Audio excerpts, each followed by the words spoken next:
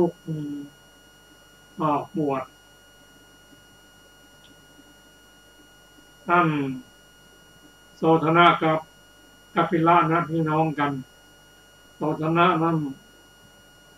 ยังบวชแล้วก็ไปเรียนถามอาจารย์ว่าธุระในพุทธศาสนานั้นมีกี่อย่างก็ได้รับแจ้งว่ามี2 อย่างคือคันธธุระกับวิปัสสนาธุระคันธุระคือการศึกษาพระไตรปิฎกให้เข้าใจท่องขึ้นใจ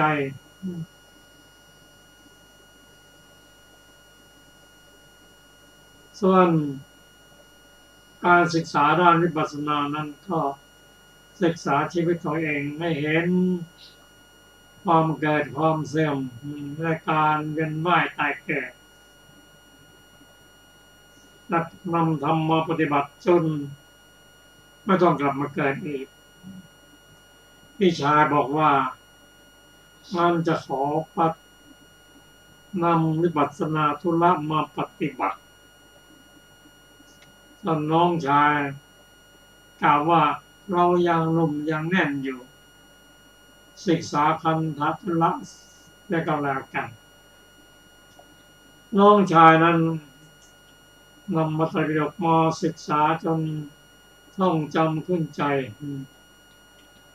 มีชื่อมีเสียงมีบริวารมากมายกับทั้งยังมี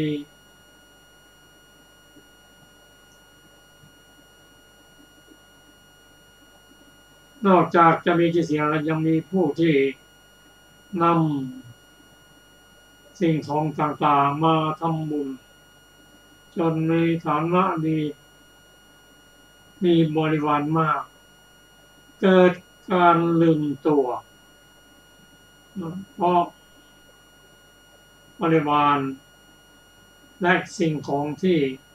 เขานำมาบูชานั้น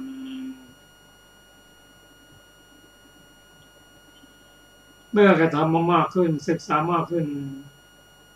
ชื่อเสียงก็โด่งดังบริวารก็มากขึ้นซึ่งพระสงฆ์ที่เป็นผู้ที่อาวุโสเป็นผู้พันเตมาตักเตือนว่าท่านกัปปิละที่ทำอย่างนั้นไม่ถูกนะไม่ใช่ความมุ่งหมายที่จะมาเอาชื่อเสียงมาบริวารมาหาความร่ำรวยจากการศึกษาอันธรรมะแทนที่จะเชื่อก็กลับขัดขืนดูถูกภิกษุผู้ที่เป็นพันเตในที่สุดภิกษุนั้นก็ไปแจ้งให้พระพี่ชายมาตักเตือนก็ไม่เชื่อฟังปฏิบัติอย่างนั้นแถมยังติเตียนภิกษุผู้มีศีลทำการลบหลู่นอกจากนั้นความหำแกมก็มากขึ้นวันหนึ่งขึ้นธรรมะจะได้นำ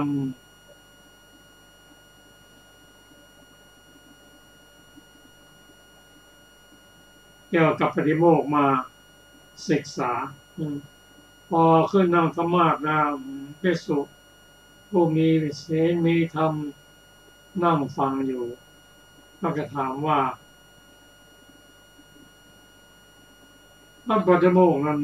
มีอะไรน่าสนใจไม่ต้องฟังก็ได้เพราะว่าเท่าที่ปฏิบัติมาแล้วก็ให้ผลตามสมควรอยู่แล้ว ไม่ยอมแถมไปกล่าวเตียนภิกษุและดูถูกว่าไปปฏิโมกข์มีก็ได้ไม่มีก็ได้เป็นการทำพระสัทธรรมให้เสื่อมพี่ชายตักเตือนยังไงก็ไม่ฟังในที่สุดในวันนั้นพระพี่ชายโสธนะก็ได้เป็นพระอรหันตผลและนิพพานในวันนั้นเองส่วนน้องชายแล้วก็ลงธรรมะนี้ไปการต่อมาไม่นานนั้นโสธนะได้ติเตียนดูถูกพระบัตติโมกข์และภิกษุผู้มีศีลตกนรกมหาเวจีสันมานั้นกับน้องสาวนั้นไปติเตียนกล่าวโทษภิกษุผู้มีศีลตายไปแล้วครับตกลงไปในนรก3 คนตกไปในนรกมีพี่ชายคนนั้นที่นิพพานไป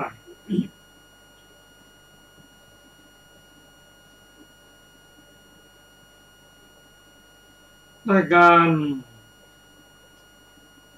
ต่อมาไม่นาน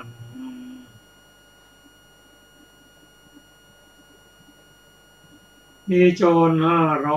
500ได้ถูกชาวบ้านไล่จับ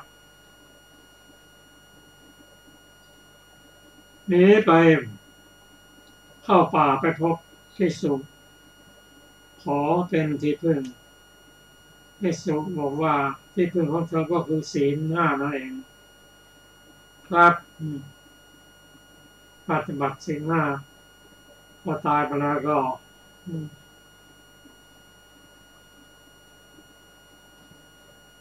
ไปเกิดเป็นชาวประมงอยู่ในนครนั้นชาวประมงนั้นออกหาปลาได้ปลาตัวหนึ่งเป็นปลาที่แปลกประหลาดที่เป็นปลาสีบัดปลาเป็นปลาสีทองสุกปรังแล้วล้อมกันเอาอวนไปจับได้นอกจากเป็นปลาสีทองได้ปลาสีทองแล้วไม่มีใครจะกล้าทำอะไรนำไปถวายพระราชาพระราชาบอกโอ้นี่เรื่องแปลกทำไมเป็นอย่างนั้นปลาสีทองจริงแต่ว่ามีปากแล้วมีกลิ่นเหม็นก็นำไปเฝ้าพระพุทธเจ้าเถิดพระองค์ทรงทราบอย่างนี้ก็นำปลาใส่เรือนั่นแหละไปเฝ้าพระพุทธเจ้าพระองค์ทรงเห็นแล้วก็ตรัสบอกกับพระราชาว่ามีประวัติอยู่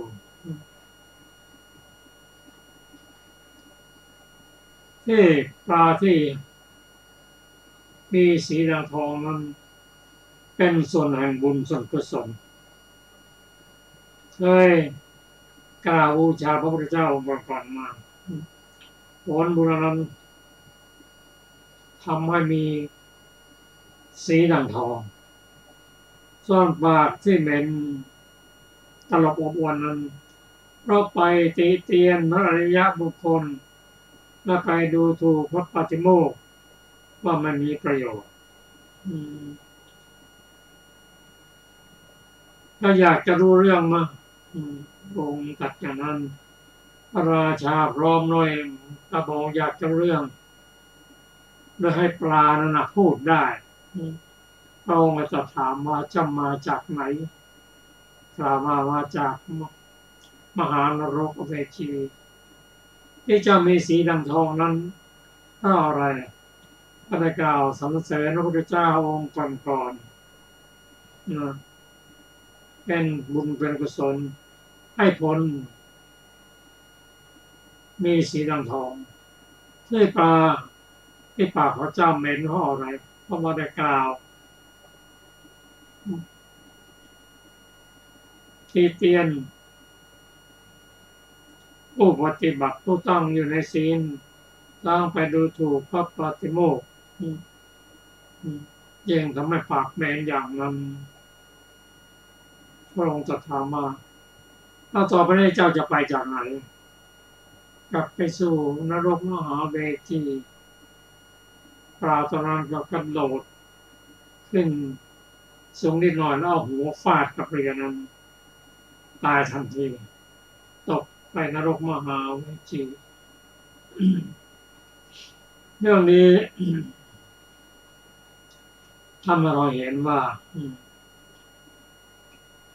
บุคคลไม่ว่าจะเป็นใครแม้จะบวชแล้วก็ตามถ้าไม่เป็นแบบธรรมแบบตามพระธรรมวินัยไม่ลงปฏิโมกข์ไปติเตียนภริยสงฆ์ผู้ปฏิบัติที่ประชอบก็จะเป็นอย่างนั้นเลยขนาดพระสงฆ์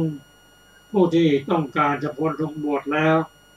ก็ยังตกนรกมหาเวทีได้อย่าว่าแต่คนธรรมดาเลยถ้าติเตียนอริยปวาทะกับพระอริยะแล้วดูถูกพระปฏิโมกข์ก็ใจผลอย่างเดียวกันก็การศึกษาพระพุทธศาสนานั้นธรรมจักรโลกนั้นก็ทำให้เราชาวพุทธนั้นต้องระมัดระวังในเรื่องที่จะไปก้าวล่วงต่างๆนั้นแต่เนื่องจากยังเป็นปุถุชนอยู่บางทีก็ก้าวล่วงด้วยความไม่ตั้งใจก็มีการขอขมาว่าการทำผิดทางกายก็ดีวาจาก็ดีทางใจก็ดีได้เจตนาไม่เจตนาก็ดีก็ขออโหสิกรรมเพื่อมาให้การกระทำผิดนี้เกิดขึ้น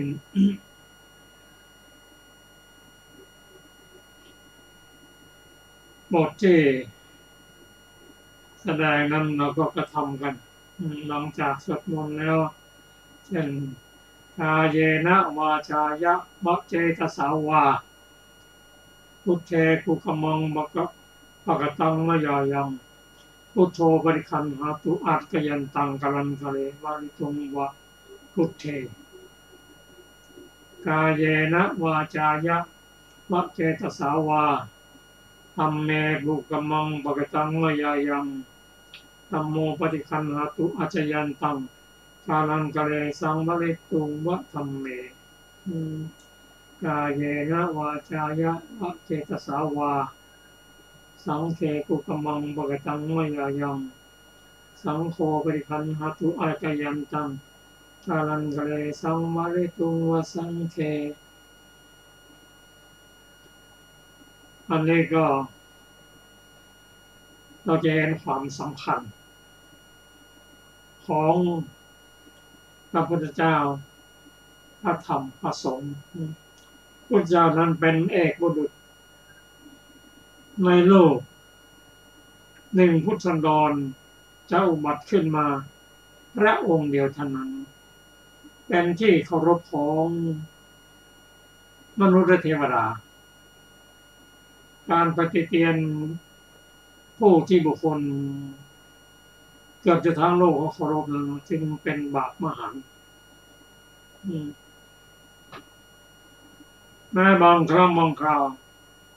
อย่าว่าแต่พระเจ้าเราครับบางทีเราก็ไป ไปกล่าวพระบิดามารดาก็ยังเป็นโทษอยู่ก็ทำคำสอนของพระองค์ก็เช่นเดียวกันเป็นที่เคารพยำเกรงแม้พระพุทธเจ้ายิ่งใหญ่แล้วก็ยังเคารพยำเกรงพระธรรมอยู่พระสงฆ์ก็มีความสำคัญเป็นผู้ปฏิบัติดีปฏิบัติชอบเป็นอริยบุคคลไปติเตียนท่านอันตรายเป็นที่เคารพแม้แต่พระเจ้าก็ยังเคารพหมู่สงฆ์เช่นการถวายผ้าของพระนางประชาบดีแก่พระองค์นั้นพระนางคิดว่ามีความปรารถนาที่ถวายพระองค์อุตสาห์ทอซักทำเรียบร้อยไปถวายพระเจ้าพุทธเจ้าบอกว่าประชาบดีถวายสงฆ์แทนเพราะความเคารพเพราะฉะนั้นผู้ใดก็ตามไปเคารพไปกระทำสิ่งที่เรียกว่าไปติเตียนประมาทต่อพระพุทธธรรมสงฆ์นั้นมีโทษเช่นเดียวกันพระสงฆ์สูตรนี้ยังมีอะไรที่น่าสนใจถ้าท่านผู้ฟังที่มีพระไตรปิฎกฉบับมมรเล่มที่35ก็นำพระสูตรที่ชื่อว่ากัปปิละมาศึกษากันอันดับต่อไปก็ใช้อาจารย์เสภาสวัสดีค่ะท่านผู้ฟังที่เคารพทุกท่าน เรื่องที่เราจะได้ศึกษาต่อวันนี้นะคะ ก็เป็นอรรถกถาของเรื่องนางลูกสุกรนะคะที่เราได้ศึกษาไปแล้ว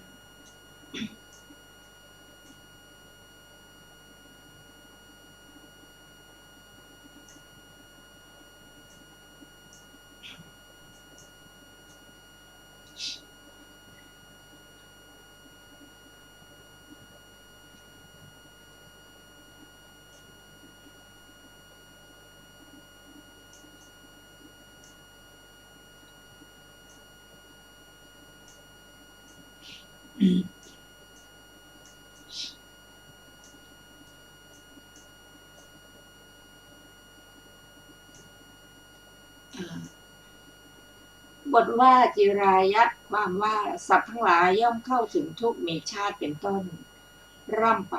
สิ้นกาลนานคือตลอดระยะการยืดยาวบทว่าตัสมาเป็นต้นความว่าเพราะสัตว์ทั้งหลายผู้อันตัณหาซึ่งทำความสะดุ้งล้อมไว้คือรึงรัดไว้แล้วฉะนั้นเมื่อภิกษุปรารถนาหวังอยู่ซึ่งธรรมที่สิ้นกำหนัดคือพระนิพพานอันเป็นที่ไปปราศกิเลสมีราคะเป็นต้นเพื่อตนพึงบรรเทาคือพึงขับไล่นำออกเสียซึ่งตัณหาผู้ทำความสะดุ้งนั้นด้วยพระอรหัตมรรคนั่นเชียวในการจบเทศนาชนเป็นอันมากบรรลุอริยผลทั้งหลายมีโสดาปัตติผลเป็นต้นลูกนางลูกสุกรแม้นั่นแลจุติจากอัตภาพนั้นแล้วเกิดในราชตระกูลในสุวรรณภูมิจุติจากอัตภาพนั้นแล้วเกิดในกรุงพาราณสีเหมือนอย่างนั้นแหละจุติจากอัตภาพนั้นแล้วเกิดในเรือนพ่อค้าม้าที่ท่าสุปปารกะจุติจากอัตภาพนั้นแล้วเกิดในเรือนของนายเรือที่ท่าคาวิระจุติจากอัตภาพนั้นแล้วเกิดในเรือนของอิสราชนในเมืองอนุราชทบุรีนะคะจุติจากอัตภาพนั้นแล้วเกิดเป็นธิดาในเรือนของกุดุมพีชื่อสุมาณะในเพกันตะคามในที่ทักษิณของเมืองนั้นแล้วชื่อสุมนาตามชื่อของกุดุมพีนั้นต่อมาบิดาของนางเมื่อชนทั้งหลายทิ้งบ้านนั้นแล้วได้ไปสู่แคว้นทีฆวาปีอยู่ในบ้านชื่อมหามุนีคามอมาตย์ของพระเจ้าทุตถคามณีนามว่าละกุณตกะอติพระนะคะอติพระอติมะพระไป ไปที่บ้านนั้นด้วยกรณียกิจบางอย่างเห็นนางแล้วทำการมงคลอย่างใหญ่พานางไปสู่บ้านมหาปุณณคามแล้วครั้งนั้นพระมหาอุตตรเถระผู้อยู่ในมหาวิหารชื่อโกติบรรพตเที่ยวไปในบ้านนั้นเพื่อบิณฑบาตยืนอยู่ที่ประตูเรือนของนางเห็นนางแล้วจึงกล่าวกับภิกษุทั้งหลายว่าผู้มีอายุทั้งหลายชื่อว่านางลูกสุกรถึงความเป็นภรรยาของมหาอมาตย์ชื่อลักกุณตกะอติมะพระแล้วโอน่าอัศจรรย์จริงนางฟังคำนั้นแล้วพบในอดีตขึ้นได้กลับได้ญาณอันเป็นเหตุระลึกชาติในขณะนั้นนั่นเองนางมีความสังเวชเกิดขึ้นแล้วอ้อนวอนสามีบวชในสำนักพระเถรีผู้ประกอบด้วยพละห้าด้วยอิสริยยศอย่างใหญ่ได้ฟังคาถาพรรณนามหาสติปัฏฐานสูตรในติสสมหาวิหารแล้วตั้งอยู่ในโสดาปัตติผลภายหลังเมื่อพระเจ้าทุตถคามณีทรงปราบทมิฬได้แล้วพระสุมนาเถรีไปสู่บ้านเพกกันตคามซึ่งเป็นที่อยู่ของมารดาบิดานั่นเชียวอยู่ในบ้านนั้นฟังอาสีวิสูปมะสูตรในกันลกะมหาวิหารบรรลุพระอรหันต์แล้วในวันปรินิพพานนางถูกพวกภิกษุณีซักถามแล้วได้เล่าประวัติทั้งหมดนี้อย่างละเอียดแก่ภิกษุณีสงฆ์แล้วสนทนากับพระมหาติสสะเถระผู้กล่าวบทแห่งธรรมผู้มีปกติอยู่ในมณฑลรารามหน้าท่ามกลางภิกษุสงฆ์ผู้ประชุมกันแล้วกล่าวว่าในการก่อนข้าพเจ้าจุติจากกำเนิดมนุษย์แล้วเป็นแม่ไก่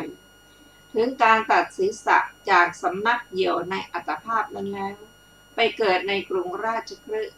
และบวชในสำนักนางปริภาชิกาทั้งหลาย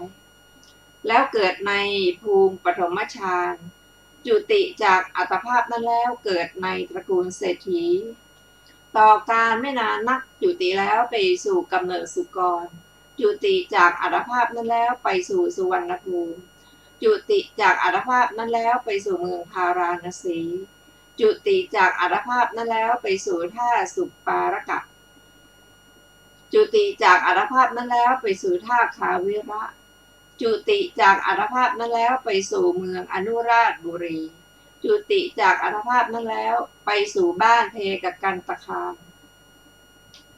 ข้าพเจ้าได้ถึงอัตภาพ13อันสูงต่ำอย่างนั้นด้วยประการฉนี้บัดนี้เกิดในอัตภาพอันอุกฤษแล้วขอให้ท่านทั้งหลายแม้ทั้งหมดจงยังทำเป็นกุศลทั้งหลายให้ถึงพร้อมด้วยความไม่ประมาทเถิดดังนี้แล้วยังบริษัทสี่ให้สังเวชแล้วปรินิพพานดังนี้แลจบเรื่องนางลูกสุกรต่อไปจะเป็นเรื่องวิภพันตกะภิกษุข้อความเบื้องต้นพระศาสดาเมื่อประทับอยู่ในพระเวรุวันทรงปรารภวิภพันตกะภิกษุรูปหนึ่งตรัสพระธรรมเทศนานี้ว่าโยนิพพนัทโธเป็นต้นหัวข้อเธอสึกออกไปทำโจรกรรมเลี้ยงชีพได้ยินว่าภิกษุรูปหนึ่งเป็นสัตถิวิหาริกของพระมหากัสสปะเถระแม้ยังฌานสี่ให้เกิดขึ้นแล้วเห็นรูปารมณ์อันเป็นวิสัพภาคะคือข้าศึกในเรือนของนายช่างทองผู้เป็นลุงของตนมีจิตปฏิภัทในรูปารมณ์นั้นสึกแล้ว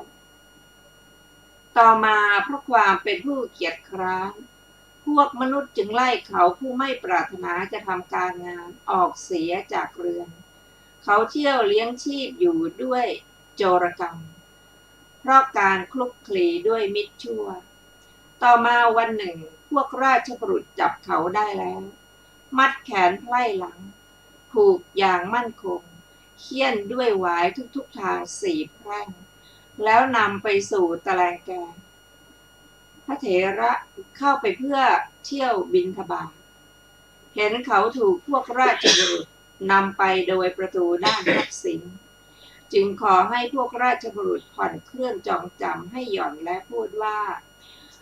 เธอจงระลึกถึงกรรมฐานที่เธอเคยสั่งสมแล้วในก่อนอีกเขาได้ความเกิดขึ้นแห่งสติพระโอวาทนั้นแล้วได้ยังจตุทัชฌานให้เกิดขึ้นอีกลำดับนั้นพวกราชบุรุษนำเขาไปสู่ตะแลงแกงให้เขานอนหงายบนหลาวด้วยคิดว่าพวกเราจะฆ่าเสียเขาไม่กลัวไม่สะดุ้งหัวข้อพวกมนุษย์ประหลาดใจเพราะเห็นเขาไม่กลัวลำดับนั้นมนุษย์ทั้งหลายผู้ยืนอยู่ในที่สาภาคนั้นแม้เงือดเงื้อเครื่องประหารทั้งหลายมีดาบหอกและโตมอนเป็นต้นแก่เขาเห็นเขาไม่ได้สะดุ้งเลยต่างพูดว่าผู้เจริญทั้งหลายพวกท่านจงดูบุรุษคนนี้เถิดเขาไม่หวั่นไหวไม่สะทกสะท้านในท่ามกลางแห่งบุรุษผู้มีอาวุธในมือแม้หลายร้อยคนโอ้น่าอัศจรรย์จริงดังนี้แล้วเกิดมีความอัศจรรย์และประหลาดใจบรรลือลั่นสนั่นไปกราบทูลเรื่องนั้นแด่พระราชาพระราชาทรงสดับเหตุนั้นแล้วตรัสว่าพวกท่านจงปล่อยเขาเสียเถิดดังนี้แล้วเสด็จไปแม้ยังสำนักพระศาสดากราบทูลเนื้อความนั้นแล้วพระศาสดาทรงเปล่งพระโอภาสไปแล้วเมื่อจะทรงแสดงธรรมแก่เขาจึงตรัสพระคาถานี้ว่าโยนิพนัตโถวนาทิมุตโตวนะมุตโตวนะเมวะทาวติตังปุคละเมวะปัสสถะมุตโตพันทะนะเมวะทาวติบุคคลใด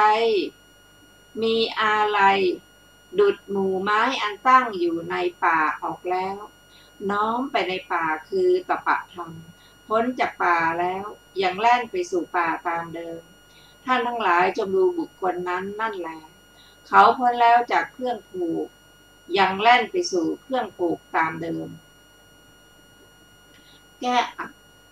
เนื้อความแห่งพระคาถานั้นว่าบุคคลใดชื่อว่ามีอาลัยดุจหมู่ไม้อันตั้งอยู่ในป่าออกแล้วเพราะความที่ตนละทิ้งหมู่ไม้อันตั้งอยู่ในป่ากล่าวคืออาลัยในความเป็นคฤหัสถ์แล้วบวชน้อมไปในป่าคือตปะกล่าวคือวิหารธรรมเป็นผู้พ้นจากป่าคือตัณหาซึ่งจัดเป็นเครื่องผูกคือการครองเรือนแล้วอย่างแล่นไปหาป่าคือตัณหานั่นแหละอันเป็นเครื่องผูกคือการครองเรือนนั้นอีกท่านทั้งหลายจงดูบุคคลนั้นอย่างนั้นบุคคลนั้นพ้นจากเครื่องผูกคือการครองเรือนแล้วยังแล่นไปสู่เครื่องผูกคือการครองเรือนอีกทีเดียวเขานั่งฟังธรรมเทศนานี้อยู่บนปลายหลาวในระหว่างพวกราชบุรุษนั่นแลเริ่มตั้งความเกิดขึ้นและความเสื่อมไปแล้วยกจิตขึ้นสู่ไตรลักษณ์พิจารณาอยู่ซึ่งสังขารทั้งหลายบรรลุโสดาปัตติผลแล้วเสวยสุขเกิดแต่สมาบัติอยู่เหาะขึ้นสู่เวหาสมาสู่สำนักพระศาสดาทางอากาศนั่นเองถวายบังคมพระศาสดาแล้วบวชได้บรรลุพระอรหันต์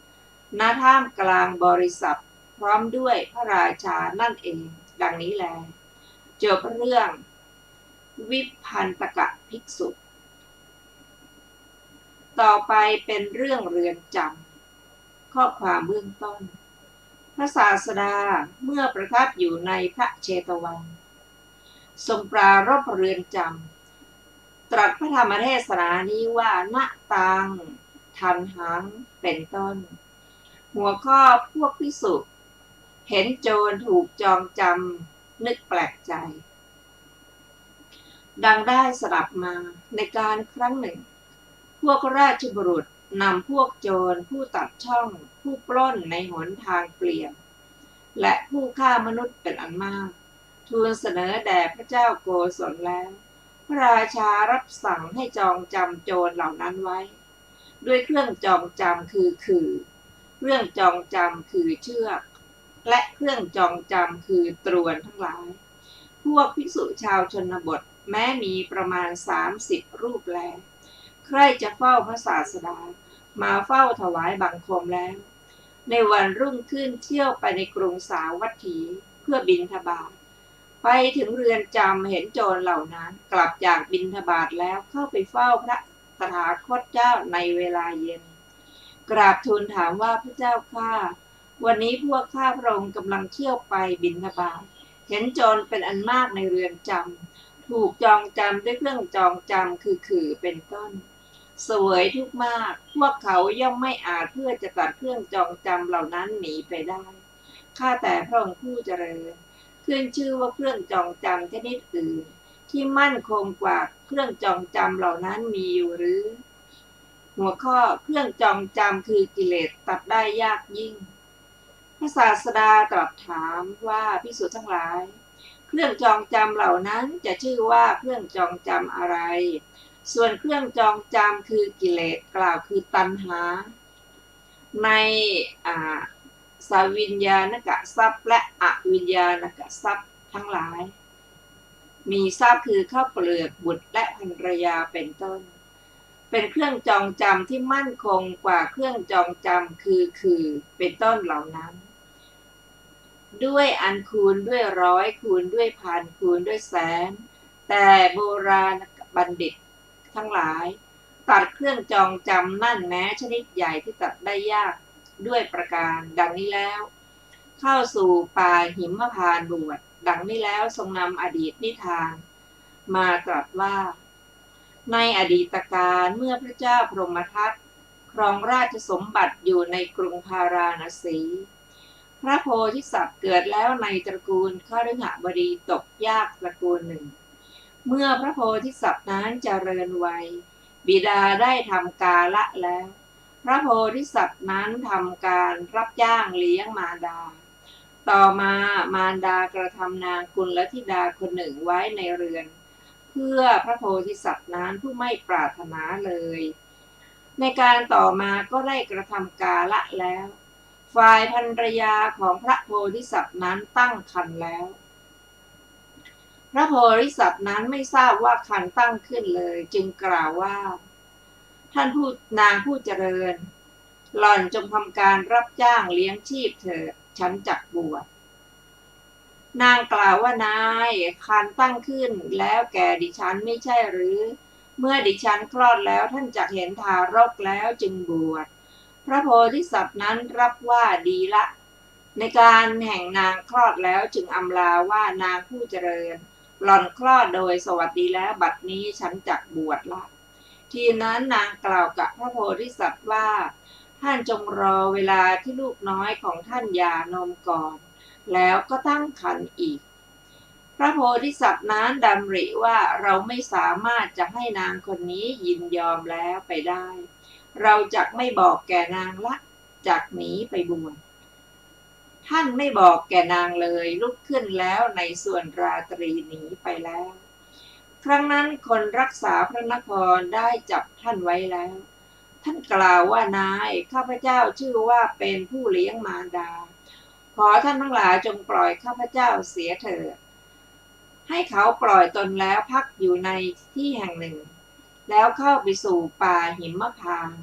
บวชเป็นฤาษียังอภิญญาและสมาบัติให้เกิดแล้วเล่นฌานอยู่ท่านอยู่ในป่าที่นั้นนั่นเองเปล่งอุทานขึ้นว่าเครื่องผูกคือบุตรและภรรยาเครื่องผูกคือกิเลสอันบุคคลตัดได้โดยยากแม้ชื่อแม้เห็นปานนั้นเราตัดได้แล้วหัวข้อพระศาสดาทรงแสดงเครื่องจองจำ2 อย่างพระศาสดาครั้นทรงนำอดีตนิทานนี้มาแล้วเมื่อจะทรงประกาศอุทานที่พระโพธิสัตว์นั้นเปล่งแล้วได้ตรัสพระคาถานี้ว่าเครื่องจองจำใดเกิดแต่เหล็กเกิดแต่ไม้และเกิดแต่หญ้าปล้อง ผู้มีปัญญาทั้งหลาย หากล่าวเครื่องจองจำนั้นว่าเป็นของมั่นคงไหมความกำหนัดใดของชนทั้งหลายผู้กำหนัดยินดียิ่งนักในแก้วมณีและตุ้มหูทั้งหลายและความเยื่อใยในบุตรและในภรรยาทั้งหลายใดนักปราชญ์ทั้งหลายกล่าวความกำหนัดและความเยื่อใยนั้นว่าเป็นเครื่องจองจำอันมั่นคงมีปกติเหนียวลงอันหย่อนแต่เปลื้องได้โดยยากนักปราชญ์ทั้งหลายตัดเครื่องผูกแม่นั้นแล้วเป็นผู้ไม่มีใยดีละกามสุขและบุญแก้อัดบรรดาบทเหล่านั้นบทว่าทีราเป็นต้นความว่าบุรุษผู้เป็นบัณฑิตทั้งหลายมีพระพุทธเจ้าเป็นต้นหากล่าวเครื่องจองจำที่เกิดแต่เหล็กกล่าวคือตรวนชื่อว่าเกิดแต่เหล็กแต่เกิดแต่ไม้กล่าวคือคาและเครื่องจองจำคือเชือกที่เขาเอาหญ้าปล้องหรือวัตถุอย่างอื่นมีปอเป็นต้นฟันทำเป็นเชือกว่าเป็นของมั่นคงไม่เพราะความเป็นเครื่องจองจำที่บุคคลสามารถตัดด้วยสัตราทั้งหลายมีดาบเป็นต้นได้บทว่าสารัตตรัตตาได้แก่เป็นผู้กำหนัดนักแล้วอธิบายว่าผู้กำหนัดด้วยราคะจักบทว่ามณิกุลทะเลสุคือในแก้วมณีและตุ้มหูทั้งหลายอีกอย่างหนึ่งคือในตุ้มหูทั้งหลายอันวิจิตรด้วยแก้วมณีบทว่าทันหังความว่าความกำหนัดใดของชนทั้งหลายผู้กำหนัดยินดียิ่งนักในแก้วมณีและตุ้มหูทั้งหลายนั่นแลและความเยื่อใยคือความทะยานอยากได้ในบุตรและภรรยาใดบุรุษผู้เป็นบัณฑิตทั้งหลายย่อมกล่าวความกำหนัดและความเยื่อใยนั้นอันเป็นเครื่องผูกซึ่งสำเร็จด้วยกิเลสว่ามั่นบทว่าโอหารินางความว่าชื่อว่ามีปกติเหนียวลงเพราะย่อมฉุดลงคือนำไปในเบื้องต่ำเพราะคร่ามาแล้วให้ตกไปในอบายสี่บทว่าสิชิลังความว่าชื่อว่าหย่อนเพราะย่อมไม่บาดผิวหนังและเนื้อคือย่อมไม่นำโลหิตออกในที่ที่ผูกได้แก่ไม่ให้รู้สึกแม้ความเป็นเครื่องผูกย่อมทำให้การงานทั้งหลายในที่ทั้งหลายมีทางบกและทางน้ำเป็นต้นได้บทว่าทุปะมูลจางความว่าชื่อว่าเปลื้องได้โดยยากก็เพราะเครื่องผูกคือกิเลสอันเกิดขึ้นด้วยสามารถแห่งความโลภแม้คราวเดียวย่อมเป็นกิเลสชาติอันบุคคลเปลื้องได้โดยยากเหมือนเต่าเปลื้องจากที่เป็นที่ผูกได้ยากฉะนั้นสองบทว่าเอตังปิเฉดวานะความว่านักปราชญ์ทั้งหลายตัดเครื่องผูกคือกิเลสนั่นแม้อันมั่นอย่างนั้นด้วยพระขันธ์คือยานเป็นผู้หมดความเยื่อใยละกามสุขแล้วเว้นรอบคือหลีกออกอธิบายว่าย่อมบวชในการจบเทศนาชนเป็นอันมากบรรลุอริยผลทั้งหลายมีโสดาปัตติผลเป็นต้นดังนี้แลจบเรื่องเรือนจำต่อไปเป็นเรื่องพระเขมาข้อความเบื้องต้นพระศาสดาเมื่อประทับอยู่ในพระเชตวันทรงปรารภพระอัครมเหสีของพระเจ้าพิมพิสารพระนามว่าเขมาตรัสพระธรรมเทศนานี้ว่าเยราคะรตาเป็นต้นหัวข้อน้ำบ่งน้ำได้สดับมาพระนางเขมานั้นตั้งความปรารถนาไว้แทบบาทมูลของพระเจ้าปทุมุตตรพุทธเจ้าได้เป็นผู้มีพระรูปงดงามน่าเลื่อมใสอย่างเหลือเกินก็พระนางได้ทรงสดับว่าทราบว่าพระศาสดาตรัสติโทษของรูปจึงไม่ปรารถนาจะเสด็จไปยังสำนักของพระศาสดาพระราชาทรงทราบความที่พระอัครมเหสีนั้น มัวเมาอยู่ในรูปจึงตรัสให้พวกนักกวีแต่งเพลงขับเกี่ยวไปในทางพรรณนาพระเวฬุวัน แล้วก็รับสั่งให้พระราชทานแก่พวกนักฟ้อนเป็นต้น เมื่อนักฟ้อนเหล่านั้นขับเพลงเหล่านั้นอยู่พระนางทรงสดับแล้ว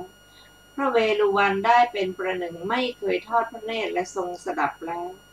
พระนางตรัสถามว่าพวกท่านขับหมายถึงอุทยานแห่งไหนเมื่อพวกขับทูลว่าหมายอุทยานเวฬุวันของพระองค์พระเทวีก็ได้ทรงปรารถนาจะเสด็จไปพระอุทยานพระศาสดาทรงทราบการเสด็จมาของพระนางเมื่อประทับนั่งแสดงธรรมอยู่ในท่ามกลางบริษัทแลจึงทรงนิรมิตหญิงรูปงามยืนถือพัดก้านตายพัดอยู่ที่ข้างพระองค์ฝ่ายพระนางเขมาเทวีเสด็จเข้าไปอยู่แลทอดพระเนตรเห็นหญิงนั้นทรงดำริว่าชนทั้งหลายย่อมพูดกันว่าพระสัมมาสัมพุทธเจ้าตรัสโทษของรูปก็หญิงนี้ยืนพัดอยู่ในสำนักของพระองค์เราไม่เข้าถึงแม้ส่วนแห่งเสี้ยวของหญิงนี้รูปหญิงนี้เช่นนี้เราไม่เคยเห็นชนทั้งหลายเห็นจะกล่าวตู่พระศาสดาด้วยคำไม่จริงดังนี้แล้วก็ไม่ได้ใส่ใจถึงเสียงพระดำรัสของพระตถาคตได้ประทับยืนทอดพระเนตรดูหญิงนั้นนั่นแลหัวข้อในร่างกายนี้ไม่มีสาระพระศาสดาทรงทราบเนื้อความที่พระนางมีมานะจักเกิดขึ้นในรูปนั้นเมื่อจะทรงแสดงรูปนั้นด้วยอำนาจวัยมีปฐมวัยเป็นต้นจึงทรงแสดงทำให้เหลือเพียงกระดูกในที่สุดโดยนัยยะที่ข้าพเจ้ากล่าวแล้วในหนหลังนั้นแหละพระนางเขมาพอทอดพระเนตรเห็นรูปนั้นจึงทรงดำริว่ารูปนั้นแม้เห็นปานนี้ก็ถึงความสิ้นความเสื่อมไปโดยครู่เดียวเท่านั้นสาระในรูปนี้ไม่มีหนอพระศาสดาทรงตรวจดูวาระจิตของพระนางเขมานั้นแล้วจึงตรัสว่าเขมาเธอคิดว่าสาระมีอยู่ในรูปนี้หรือเธอจงดูความที่รูปนั้นหาสาระไม่ได้ในบัดนี้แล้วตรัสพระคาถานี้ว่าเขมาเธอจงดูร่างกายอันอาดูลไม่สะอาดเน่าเปื่อยไหลออกทั้งข้างบนไหลออกทั้งข้างล่างอันคนพาลทั้งหลายปรารถนายิ่งนักในการจบพระคาถาพระนางดำรงอยู่ในโสดาปัตติผล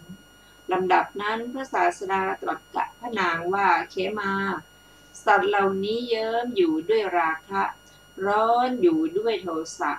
งงงวยอยู่ด้วยโมหะจึงไม่อาจเพื่อก้าวล่วงกระแสตัณหาของตนไปได้ต้องคล้องอยู่ในกระแสตัณหานั้นนั่นเองดังนี้แล้วเมื่อจะทรงแสดงธรรมจึงตรัสพระคาถานี้ว่าเยราครตานุปตันติโสตังสยังกตังมัคกตะโกวะชาลังเอตัมปิเชตวานะวชันติทีราอนาเปคิโนสัพพทุกขังปหายะ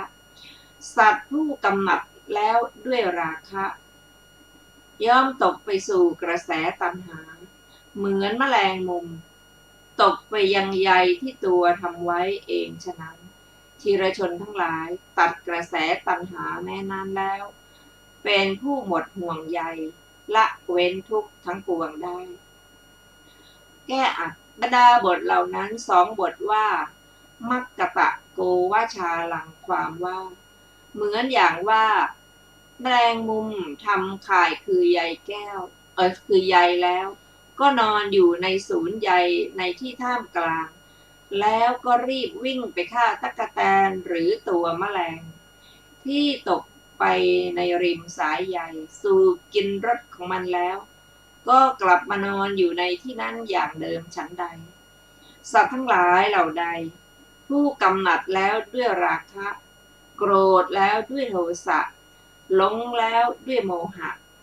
สัตว์เหล่านั้นย่อมตกไปสู่กระแสตัณหาที่ตัวทำไว้เอง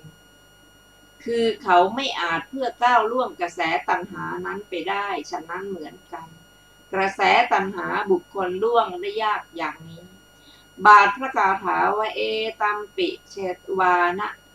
วชันติทีราความว่าบัณฑิตทั้งหลาย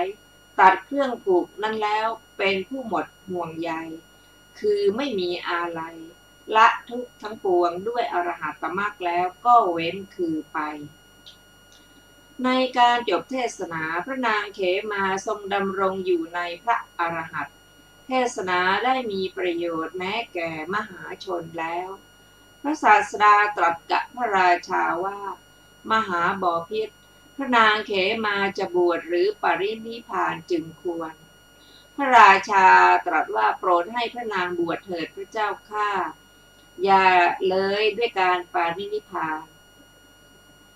พระนางบรรพชาแล้วก็ได้เป็นสาวิกาผู้เลิศดังนี้แล้วจบเรื่องพระนางเขมาเรื่องต่อไปชื่อเรื่องบุตรเศรษฐีชื่ออุคเสนข้อความเบื้องต้นพระศาสดาเมื่อประทับอยู่ในพระเวฬุวันทรงปรารภอุคเสนตรัสพระธรรมเทศนานี้ว่ามูลจะปุเรเป็นต้นหัวข้ออุคเสนรักใคร่หญิงนักฟ้อนได้ยินว่าเมื่อครบปีหรือ6 เดือนแล้วพวกนักฟ้อนประมาณ500ไปยังกรุงราชคฤห์ทำมหรสพถวายแด่พระราชาตลอด7 วันได้เงินและทองเป็นอันมากการตกรางวัลในระหว่างไม่มีสิ้นสุดมหาชนต่างก็ยืนบนเตียงเป็นต้นดูมหรสพลำดับนั้นธิดานัก6 คเมนคนหนึ่งขึ้นไปสู่ไม้แป้น6 คเมนเบื้องบนของไม้เป็นนั้นเดินฟ้อนและขับร้องบนอากาศณที่สุดแห่งไม้แป้นนั้นไม้แป้นนะคะสมัยนั้นบุตรเศรษฐีชื่ออุคเสนยืนอยู่บนเตียงที่ตั้งซ้อนๆกันกับด้วยสหายแลดูหญิงนั้นมีความรักเกิดขึ้นในอาการทั้งหลายมีการแกว่งมือและเท้าเป็นต้นของนางไปสู่เรือนแล้วคิดว่าเราเมื่อได้นางจึงจักเป็นอยู่เมื่อเราไม่ได้ก็จะตายเสียในที่นี้แหละดังนี้แล้วก็ทำการตัดอาหารนอนอยู่บนเตียงแม้ถูกมารดาบิดาถามว่าพ่อเจ้าเป็นโรคอะไรก็บอกว่าเมื่อฉันได้ลูกสาวของนักฟ้อนนั้นก็จะมีชีวิตอยู่เมื่อฉันไม่ได้ก็จะตายเสียในที่นี้แหละแม้เมื่อมารดาปลอบว่าพ่ออย่าทำอย่างนั้นอย่างนี้เลยพวกเราจักนำนางกุมาริกาคนอื่นซึ่งสมควรแก่ตระกูลและโภคะของพวกเรามาให้แก่เจ้าก็ยังนอนกล่าวอย่างนั้นเหมือนกันหัวข้ออุคเสนได้นางนักฟ้อนสมประสงค์ลำดับนั้นบิดาของเขาแม่อ้อนวอนเป็นอันมากเมื่อไม่สามารถจะให้เขายินยอมได้จึงเรียกสหายของนักฟ้อนมาให้ทรัพย์พันกหาปณะแล้วส่งไปด้วยสั่งว่าท่านจงรับเอากหาปณะเหล่านี้แล้วให้ลูกสาวของท่านแก่บุตรชายของฉันเถิดนักฟ้อนนั้นกล่าวว่าข้าพเจ้ารับเอากหาปณะแล้วก็ให้ไม่ได้ก็ถ้าว่าบุตรชายของท่านนั้นไม่ได้ลูกสาวของข้าพเจ้านี้แลไม่อาจจะเป็นอยู่ไซถ้ากระนั้นบุตรของท่านจงเที่ยวไปกับด้วยพวกข้าพเจ้าเถิดข้าพเจ้าจักให้ลูกสาวแก่เขามารดาบิดาบอกความนั้นแก่บุตรแล้วเขาพูดว่าฉันจักเที่ยวไปกับพวกนักฟ้อนนั้นไม่เอื้อเฟื้อถ้อยคำของมารดาบิดาเหล่านั้นแม้ผู้อ้อนวอนอยู่ได้ออกไปยังสำนักของนักฟ้อนแล้วนักฟ้อนนั้นให้ลูกสาวแก่เขาแล้วเที่ยวแสดงศิลปะในบ้านนิคมและราชธานีกับด้วยเขานั่นแหละฝ่ายนางนั้นอาศัยกันอยู่ร่วมกับบุตรเศรษฐีนั้นต่อการไม่นานนักก็ได้บุตรเมื่อจะเย้าบุตรนั้นจึงพูดว่าลูกของคนเฝ้าเกวียนลูกของคนหาบของ ลูกของคนไม่รู้อะไรอะไรฝ่ายบุตรเศรษฐีนั้นขนหญ้ามาให้โคทั้งหลายในที่แห่งชนเหล่านั้นทำการกลับเกวียนพักอยู่แล้วและยกเอาสิ่งของที่ได้ในที่แสดงศิลปะแล้วนำไปในว่าหญิงนั้นหมายเอาบุตรเศรษฐีนั้นนั่นเองเมื่อจะเย้าบุตรจึงกล่าวอย่างนั้นนั่นแลบุตรเศรษฐีนั้นทราบความที่นางขับร้องปรารภตนจึงถามว่าหล่อนพูดหมายถึงฉันหรือภรรยาตอบว่าจ้าฉันพูดหมายถึงท่านบุตรเศรษฐีก็กล่าวว่าเมื่อฉะนั้นฉันจักหนีละนางกล่าวว่าก็จะประโยชน์อะไรของฉันด้วยท่านผู้หนีไปหรือมาแล้วดังนี้ก็ขับเพลงบทนั้นนั่นแลเรื่อยไปได้ยินว่านางอาศัยรูปสมบัติของตนและทรัพย์ซึ่งเป็นรายได้จึงไม่ได้เกรงใจบุตรเศรษฐีนั้นในเรื่องอะไรบุตรเศรษฐีนั้นคิดว่านางนี้มีการถือตัวอย่างนี้เพราะอาศัยอะไรเล่าหนอทราบว่าเพราะอาศัยศิลปะจึงคิดว่าช่างเถิดเราก็จะเรียนศิลปะแล้วก็เข้าไปหาพ่อตาเรียนศิลปะอันเป็นความรู้ของพ่อตาแสดงศิลปะในบ้านนิคมเป็นต้นอยู่มาถึงกรุงราชคฤห์โดยลำดับให้เป่าร้องว่าในวันที่7แต่วันนี้บุตรเศรษฐีชื่ออุคเสนจักแสดงศิลปะแก่ชาวพระนครท่านฟังที่เคารพเข้าวันนี้รายการศึกษาพระพุทธศาสนาตามพระไตรปิฎกก็ได้หมดเวลาลงแล้วขอบพระคุณทุกท่านที่ได้ร่วมศึกษาด้วยกันเราจะมาพบกันใหม่ในวันอาทิตย์หน้าเวลาเดียวกันนี้นะคะเพื่อจะได้มาศึกษาต่อในเรื่องนี้ต่อไปอีกวันนี้ขอมีความสุขสวัสดีเจริญในธรรมยิ่งสวัสดีค่ะ